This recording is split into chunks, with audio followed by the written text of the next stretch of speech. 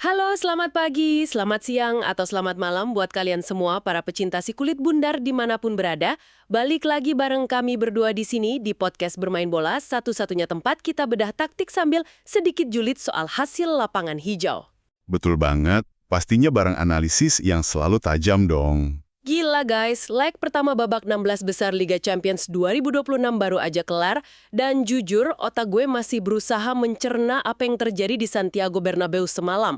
Tanpa Mbappe, tanpa Bellingham, Real Madrid malah bikin Manchester City kelihatan kayak tim latihan. Federico Valverde hat-trick. What planet is he from? Wah, beneran alien sih dia semalam? Gak cuma itu, kita juga bakal bahas kepulangan Kai Havertz ke Leverkusen yang penuh emosi. Dia nyetak gol, tapi mukanya kayak orang habis mutusin pacar sedih-sedih sayang gimana gitu. Terus ada kejutan dari lingkaran Arktik, Bodo Glimt yang benar-benar jadi mimpi buruk buat Sporting Lisbon, dan pesta gol PSG yang bikin Chelsea harus pulang dengan kepala tertunduk. Kacau balau ya hasil leg pertama ini. Banyak banget yang di luar prediksi. Siapkan kopi kalian, senderan yang enak, karena selama beberapa waktu ke depan, kita bakal bahas tuntas, statistik, momen krusial, sampai drama di balik layar leg 1 UCL kali ini. Let's kick off! Nah, di sesi analisis mendalam kita kali ini, kita tuh nggak bakal buang waktu cuma buat bacain ulang papan skor ya. Kalian semua pasti udah tahu hasilnya. Benar, kita bukan live score ya di sini. Tepat. Misi kita hari ini adalah membongkar bagaimana dan mengapa sistem taktis dari tim-tim raksasa ini bisa kolaps secara bersamaan. Kita bakal lihat anomali statistiknya, bedah struktur formasi yang dieksploitasi lawan, dan nyari tahu gimana faktor psikologis manusia itu bisa ngehancurin probabilitas yang dihitung sama algoritma paling canggih sekalipun. Wah, mantap. Mari kita bedah ini. Nah, gue mau mulai dari kekacauan struktural yang paling bikin gue gagal paham dulu nih, Manchester City. Oh, bencana di Bernabeu ya? Iya, gila. Mereka datang bawa status juara bertahan Liga Inggris. Pulangnya remuk 3-0. Dan 3 gol itu semuanya diborong sama Federico Valverde di babak pertama doang. Bener-bener babak pertama yang brutal sih. Parah. Gue lihat line up awalnya, Pep Guardiola ini masang skema yang luar biasa ofensif. Dia nurunin 4 penyerang sekaligus sejak menit awal. Ada Doku, Savinho, Haaland, sama Semenyo. Sangat berani atau mungkin terlalu berani ya? Nah itu, logika gue pas lihat formasi itu, Pep ini ibarat lagi ngendarain mobil sport berkecepatan tinggi, tapi tanpa rem. Kencang banget di depan, tapi sekalinya kehilangan bola, pas transisi, pertahanan mereka hancur tak tersisa. Sebenarnya gue harus potong analogi lu di situ. Karena masalahnya bukan sekedar nggak ada rem. Taktik Pep semalam itu lebih mirip kayak dia sengaja mencopot setir mobilnya sendiri. Wah, mencopot setir gimana tuh maksudnya? Gini, ketika dia pasang 4 penyerang murni, dia tuh bertaruh pada dominasi penguasaan bola total di sepertiga akhir lapangan kan? Tapi efek samping dari numpuk 4 orang di garis pertahanan lawan adalah lo nyiptain lubang yang sangat masif di lini tengah. Oh, bolong di tengah karena semua maju. Betul, khususnya di area yang kita sebut zona 14, tepat di depan kotak penalti City sendiri. Nico O'Reilly yang masih sangat muda itu dibiarkan sendirian, jadi jangkar di lautan ruang kosong tersebut. Tunggu dulu. Jadi O'Reilly ini bukan murni main jelek secara individu, tapi dia emang dikorbankan sama sistemnya sendiri. 100% dikorbankan, makanya di gol pertama itu, umpan jauh dari kiper Thibaut Courtois bisa dengan santainya ngelewatin kepala O'Reilly. Dia menderita karena overload struktural. Pantesan, kasihan juga itu anak dibiarin sendirian. Banget. Real Madrid tahu persis mereka nggak perlu capek-capek mendominasi bola. Mereka biarin City muter-muter bola di pinggir lapangan, tapi begitu City kehilangan penguasaan, Madrid langsung gas transisi vertikal. Valverde cetak hat-trick bukan karena dia nunggu di kotak penalti kayak striker. Terus? Karena dia lari dari tengah gitu. Ya, dia mengeksploitasi ruang kosong di lini tengah yang ditinggalkan para pemain City itu. Dia selalu lari dari blind side atau sisi buta pertahanannya City.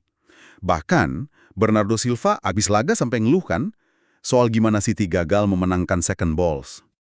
Second balls. Tunggu. Mari kita bedah konsep ini sebentar biar lebih jelas. Buat pendengar yang mungkin sering dengar istilah second ball di TV tapi kurang yakin mekanismenya, ini tuh bukan sekedar bola pantulan biasa aja kan? Bukan sama sekali. Second ball itu adalah fase paling kacau dalam sepak bola.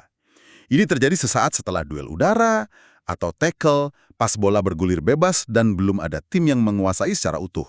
Kayak bola liar gitu ya? Nah, iya. Di sepersekian detik itulah taktik sementara runtuh. Yang berlaku cuma satu. Siapa yang punya jumlah pemain lebih banyak di area tersebut buat ngamanin bola. Karena City numpuk pemainnya terlalu ke depan, tiap kali bola mantul ke tengah, selalu pemain Madrid yang sampai duluan.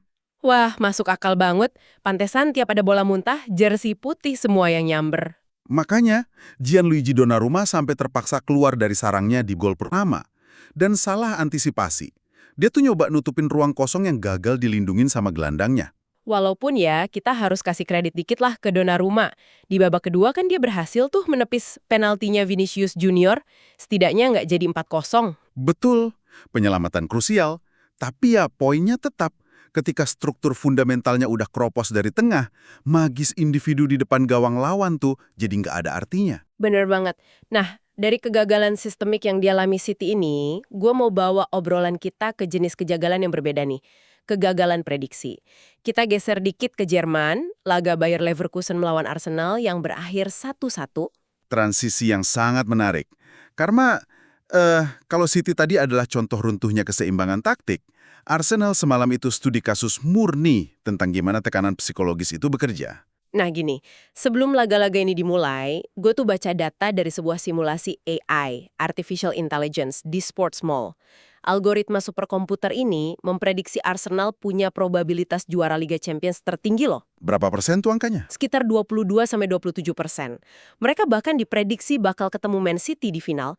Tapi coba lo lihat realitanya. City digulung 3-0 dan Arsenal mainnya super buntu di Bay Arena. Sangat buntu ya semalam. Banget. Mereka tertinggal duluan lewat sundulan Robert Enrich. Dan jujur aja mereka nyaris kalah kalau bukan karena hadiah penalti kontroversial di menit ke-89. Noni Madueke jatuh karena kontak yang ya ampun minimal banget dari Malik Tillman. Wasit langsung nunjuk titik putih. Kontroversial banget itu keputusannya. Makanya, apa ini bukti konkret kalau sepak bola dengan segala dramanya itu pada dasarnya anti-algoritma? Bu sih nggak akan bilang anti algoritma ya, tapi AI itu punya satu titik buta yang sangat besar. Mesin itu kan cuma menghitung metrik masa lalu. Maksudnya berdasarkan data pertandingan sebelum-sebelumnya gitu. Betul, AI menjagokan Arsenal karena secara statistik domestik, angka expected goals atau XG diferensial mereka, rasio peluang bikin gol dibanding kebobolan, itu sangat luar biasa.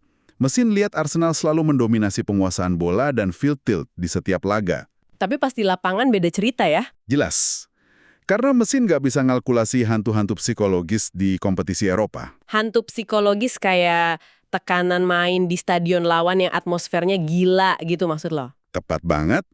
Mesin mana bisa mengukur seberapa berat kaki pemain pas lagi tertinggal 1-0 di Bay Arena. Dan yang lebih penting lagi, AI nggak bisa mengukur drama emosional seorang manusia. Ambil contoh eksekutor penalti semalam deh, Kai Havertz. Wah, iya bener. Muka Havertz pas nyetak gol penalti itu bener-bener epic sih. Kayak orang yang habis mutusin pacar yang masih dia sayang banget. Sedih-sedih sayang gimana gitu. Analogi yang pas? Ya kan? Dia tahu dia harus profesional, ngebobol gawang mantan klub yang ngebesarin namanya di menit krusial. Tapi gesturnya tuh minta maaf banget, apalagi si Andrik dan pelatih Leverkusen Kasper Julman sampai mencak-mencak abis pertandingan. Mereka ngerasa kontak Tillman ke Madueke itu terlalu soft buat dikasih penalti. Disinilah letak margin tipisnya Liga Champions. Kalau di Liga Domestik, Arsenal mungkin bisa ngurung lawan selama 90 menit dan santai menang 3-0. Tapi di fase gugur Eropa, mentok ya ketemu blok rendah gitu. ya, pas sistem taktik menemui jalan buntu melawan blok pertahanan rendah Leverkusen, probabilitas AI itu udah nggak berlaku lagi. Yang berlaku adalah insiden sepersekian detik. Kayak keputusan Madueke buat maksimalin kontak sekecil apapun biar jatuh, dan beban mental Havertz waktu nendang penalti itu. Paham. Jadi emosi dan insting lebih dominan. Sepak bola itu kan dimainin sama manusia yang rentan, emosional, dan kadang sangat oportunistis. Itulah kenapa simulasi di atas kertas seringkali hancur berkeping-keping di lapangan. Setuju banget. Ngomong-ngomong soal beban ekspektasi dan probabilitas yang dihancurin, gue mau bawa pendengar kita ke pertandingan yang benar-benar melawan akal sehat nih. Wah, yang di utara ya. Betul. Kalau Arsenal tadi kan tercekik sama beban ekspektasi sebagai kandidat juara. Nah, kita punya satu tim yang justru diuntungkan karena mereka datang tanpa ekspektasi sama sekali. Bodo Glimt 3, Sporting CP 0. Ini kejadiannya di utara Norwegia, di dalam lingkaran Arctic Pro. Gila, ini tuh definisi sesungguhnya dari pembunuh raksasa struktural. Bodo Glimt ini kan statusnya tim debutan, tapi mereka bisa ngehancurin Sporting CP yang sejatinya lolos otomatis ke fase ini di posisi ketujuh. Makanya, waktu gue nonton highlight-nya, gue tuh ngerasa Bodo Glimt ini mirip kayak band indie lokal yang biasa main di garasi, tiba-tiba diundang ke panggung Grammy dan nyapu bersih semua piala, ngalahin musisi pop dunia yang dananya triliunan. Mainnya lepas banget kan mereka? Parah lepasnya, gol penaltinya Sandra Brunstad-Vet, terus penyelesaian akhir ciamik dari sudut sempit oleh Didrik Blomberg di penghujung babak pertama. Yang bikin gila, dia rayain golnya pakai salto backflip segala. Terakhir, ditutup manis sama Kasper Hoch. Mengingat mereka sebelumnya udah makan korban kayak Man City, Atletico, dan Inter Milan, ini emang luar biasa sih. Nah, pertanyaan gue, ini magis doang atau emang pure vibes aja karena mereka main tanpa beban? Analogi band indie lo itu asik sih, tapi gue rasa itu sedikit mengecilkan betapa briliannya taktik pelatih mereka, Kjetil Knutsen. Ini sama sekali bukan sekedar vibes atau asal main lepas. Oh, ada taktik spesifiknya. Jelas, Bodo Glimt semalam itu bermain layaknya tanaman karnivora Venus flytrap. Wah, Venus flytrap menarik nih. Gimana tuh maksudnya cara main ala tanaman karnivora? Gini, Sporting CP mungkin sempat merasa mereka ngontrol pertandingan, karena Bodo membiarkan mereka pegang bola di area pertahanan mereka sendiri. Itu ibarat nektar manisnya. Sporting diizinin ngumpan dari kiri ke kanan dengan sangat nyaman. Dikasih bola tapi di area aman ya? Betul. Namun, Knutsen ini udah ngatur semacam garis jebakan imajiner di sepertiga tengah lapangan. Begitu bola ngelewatin garis tersebut, atau ada umpan Sporting yang sedikit aja nggak akurat, jebakan Venus flytrap itu nutup seketika. Langsung dipres habis-habisan. Serentak, pemain Bodo Glimt lakuin pressing bareng-bareng, mutusin jalur umpan, dan ngerebut bola tepat saat struktur formasinya Sporting lagi melebar. Ah, gue paham sekarang. Jadi transisinya dari pasif ke agresif itu instan banget ya. Sporting lagi asik-asik nyerang, ngerasa aman, tiba-tiba dikeroyak di tengah. Dan dalam hitungan detik aja, Bodo udah lari ke depan gawang mereka. Sangat presisi, gol-gol Bodo Glimt itu lahir dari kemampuan mereka mengeksploitasi momen transisi tersebut. Dan pas Sporting nyoba dominasi balik di babak kedua, struktur blok pertahanan menengah atau mid-block dari Bodo ini sangat rapat, baik secara vertikal maupun horizontal. Jadi benar-benar buntu ya Sporting? Sporting nggak dikasih ruang sama sekali di antara lini. Jadi, ini tuh bukan karena Bodo bermain kayak amatir yang lagi beruntung. Ini eksekusi sistem kolektif yang tingkat disiplinnya bahkan ngelewatin tim raksasa manapun semalam. Taktik Venus flytrap yang mematikan, asli merinding gue ngebayanginnya. Nah, kalau di Norwegia, kita ngelihat gimana permainan kolektif yang disiplin itu bisa mencekik tim tamu. Mari kita terbang ke Paris. Kita bakal lihat fenomena kebalikannya.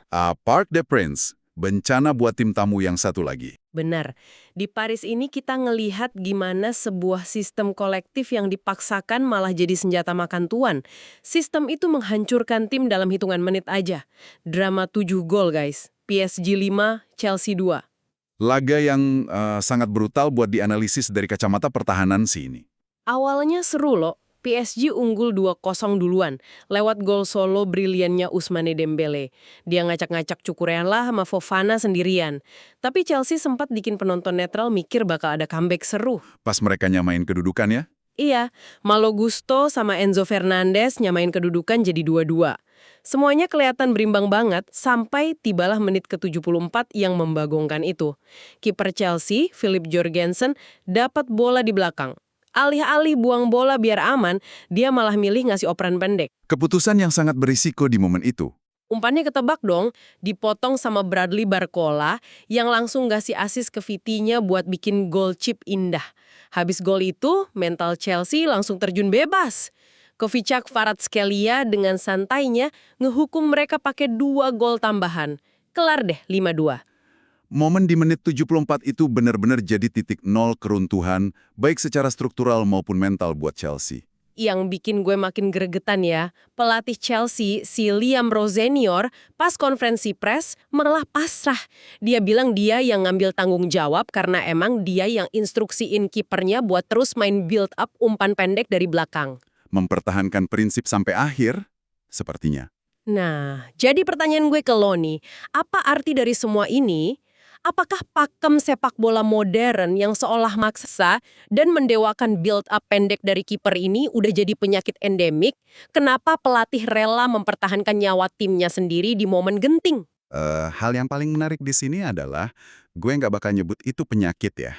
Itu lebih ke pedang bermata dua yang geometrinya harus benar-benar dipahami. Pedang bermata dua gimana? Kenapa coba? Pelatih modern sangat terobsesi dengan build-up pendek. Bayangin aja lapangan sepak bola. Kalau kiper nendang bola sejauh mungkin ke depan, probabilitas timnya menangin duel bola itu paling cuma 50-50. Tapi kalau kiper ngundang tekanan lawan dengan umpan pendek, dia secara otomatis maksa garis penyerang lawan untuk maju mendekat ke kotak penalti Chelsea. Oh, narik lawan keluar supaya di tengah lapangannya jadi kosong. Tepat sekali. Kalau lo berhasil ngelewatin garis tekanan pertama lawan itu, lo bakal punya keunggulan jumlah pemain. Katakanlah 4 lawan 3 di sisa lapangan yang ada. Ruang di belakang pertahanan lawan bakal jadi sangat luas. Menggiurkan sih emang kedengerannya. Masalahnya, mengeksekusi ini tuh butuh akurasi jarak dan timing yang levelnya harus elit. Kesalahan Jorgensen semalam itu bukan pada konsep build-up-nya, tapi pada akurasi waktu atau timingnya. Umpannya telat sepersekian detik aja. Dan itu jadi pemicu buat Barcola, buat ngelakuin sprint motong jalur bola. Tapi ngelihat harganya yang harus dibayar mahal banget, apalagi lawannya sekelas PSG. Oh iya, lo harus lihat statistik ini. Angka expected goals atau XG PSG di laga ini tuh cuma 0,8 loh. Angka yang sangat kecil sebenarnya. Kecil banget, tapi mereka bisa nyetak 5 gol. Maksud gue, Chelsea bikin 1-2 salah passing aja, hukumannya langsung gol mutlak. Efisiensinya gila banget. Nah, statistik XG 0,8 berbanding 5 gol aktual, itu ngejelasin semuanya. XG itu kan mengukur probabilitas sebuah tembakan jadi gol berdasarkan posisi dan histori masa lalu. Angka 0,8 itu berarti secara rata-rata, tim dalam situasi peluang kayak gitu bahkan nggak bakal mencetak 1 gol pun. Lah terus kenapa PSG bisa nyarangkan 5? Karena Kvaratskhelia dan Dembele itu bukan pemain rata-rata. Mereka punya kualitas penyelesaian akhir individual yang bisa dobrak batas statistik. Disinilah letak argumen gue soal resiko taktik Chelsea tadi. Di level Liga Champions, detail kecil kayak margin umpan lambat dari Jorgensen itu adalah batas antara pulang dengan kepala tegak atau pulang menahan malu. Bener banget. Margin errornya setipis kulit bawang. Lo main api pakai build up pendek yang ngehukum pemain level alien. Selesai udah riwayat lo. Makanya, kalau kita narik garis merah dari semua pertandingan yang kita bedah hari ini, dari hancurnya struktur Pep di Bernabeu, rentannya mentalitas Chelsea di Paris, sampai ketidakberdayaan Sporting ngelawan taktik fly trap di Arctic, ini tuh memunculkan satu pemikiran provokatif buat gue.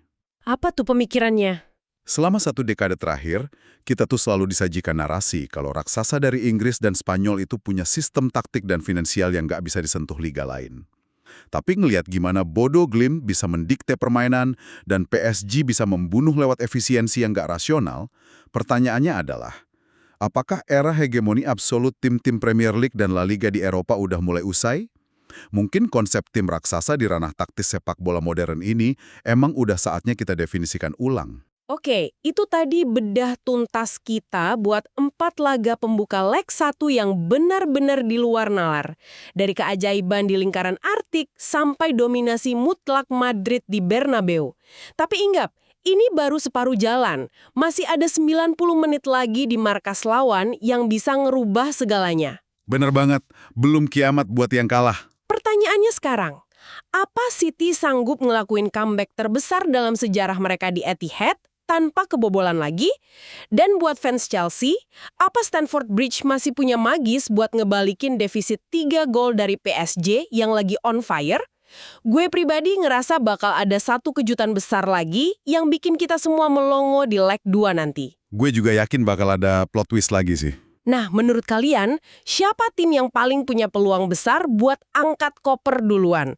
Tulis prediksi skor kalian di kolom komentar bawah ya. Yuk, ramaikan diskusinya. Jangan lupa buat subscribe dan nyalain lonceng notifikasi, biar kalian nggak ketinggalan update taktik dan analisis tajam kita minggu depan. Kalau kalian suka pembahasan ini, kasih like dan share ke grup WhatsApp teman mabar atau sesama pecinta bola kalian. Pasti dong, share ke teman-teman kalian. Kami berdua pamit undur diri, terus kawal tim kebanggaan kalian, dan sampai ketemu di episode berikutnya. Tetap di Bermain Bola, karena bola itu bundar dan drama nggak pernah usai. Sampai jumpa di leg kedua. Ciao!